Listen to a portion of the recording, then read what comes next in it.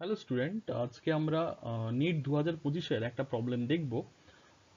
তো এখানে একটা মুভিং পার্টিকেল রয়েছে যার টাইম টি এর সাথে পজিশন এক্স এর একটা রিলেশন দেওয়া আছে। ঠিক আছে, T equal to X square plus X. That the acceleration of the particle is, সেখানে চারটে অপশন আছে। তো কোনটা ঠিক আমরা সেটা দেখব। তো এখানে দেখো, টি ইকুয়াল টু দেওয়া আছে এক্স স্কোয়ার প্লাস এক্স। ঠিক আছে, তো এটাকে আমরা কি করবো না, এটাকে যদি ডিফারেন্সিয়েট করি টাইমকে উইথ রেসপেক্ট টু এক্স, তাহলে dt equal to dt by dx equal to কি হবে, টু এক্স প্লাস ওয়ান। আচ্ছা, এরপর এটাকে যদি আমরা উল্টে দিই, মানে dt by dx, dx by dt করলে কি পাবো, one by two x plus one. তাহলে এটা কি বেরোলো, এটা বেরোলো ভেলোসিটি। ঠিক আছে, এবার আমাদেরকে ফাইন্ড করতে হবে অ্যাক্সেলারেশন। এবার অ্যাক্সেলারেশন মানে আমরা কি জানি, ভি ডিভি ডিএক্স, রাইট?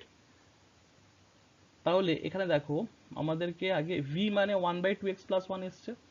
তো ভি কে যদি ডিফারেন্সিয়েট করি ডিভি বাই ডিএক্স, তাহলে এখান থেকে কি পাবো, minus one by two x plus ওয়ানের হোল স্কোয়ার, আর উপর একটা টু, এখানে একটা টু আসবে।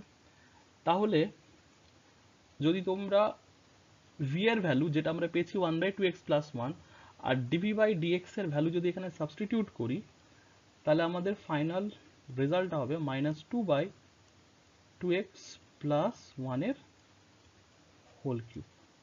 তো এখানে অপশন ডিটা হয়ে যাবে কারেক্ট আনসার।